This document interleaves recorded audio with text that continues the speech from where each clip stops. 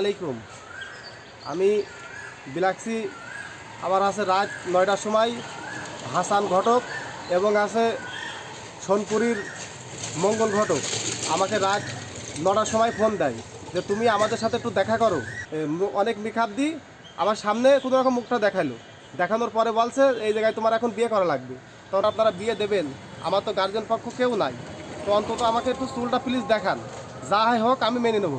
তা আমাকে বলে তোরে চুল দেখাবো কি, এখন রাত বাজে 9:30 বাজতে গান, এখন সে দোকান সব বন্ধ হয়ে যাবে, তোরে চুরি কিনা লাগবে, নাকেরটা কিনা লাগবে, শাড়ি কিনা লাগবে, সব কিছু তোর কিনা লাগবে। এখন চল ওইসব কিনে নিয়ে এসে বিয়েটা তোর আমরা দিয়ে দিই, বিয়ে না করে তুই যেতে পারবি না। মোটর সাইকেল উইটে হাসান বসে পেছনে আর আছে সোনপুরীর ঘটক সামনে, চালাই নিয়ে যায়। নিয়ে যেয়ে তখন আমার আছে জোর বলছে আমার কাছে টাকা পয়সা ছিল, ভাগ করে নিলে 5,000 টাকা বেঁচেছিল জিনিসপাতি কিনে, ওরা দুজন ভাগ করে নিল।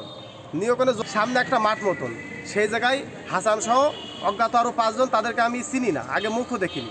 হঠাৎ করে আমার গাড়িতে থাবা মারলো, থাবা মেরে চাবিটা নিয়ে নিল। আমার চাবি নিলে সে আমাকে ব্ল্যাকমেল করে নিচ্ছে, মানে আগে গাড়ি নিয়েছে, গাড়ি নিয়ে বলছে তোর 2 লাখ টাকা আমাদের দিতে হবে। আপনার কাছে দাবি জানাচ্ছি আমার জিনিসটা আপনারা দয়া করে উদ্ধার করে দেন। আমি একটা নিরীহ মানুষ। কি মোটরসাইকেল? এটা আছে পালসার সিঙ্গেল সেলেন এভিএস। আসসালামাইকুম, আমি হাফেজ মোহাম্মদ আতাউর রহমান বলছি।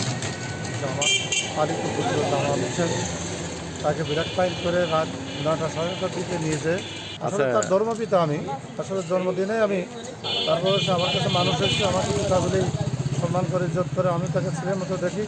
সে হিসেবে আমি দেশবাসীর কাছে আমি তার জন্য আমি বিচার চাই এবং আমার ছেলের গাড়িটা উদ্ধার করে দেওয়ার জন্য আমি সবাইকে আহ্বান করি।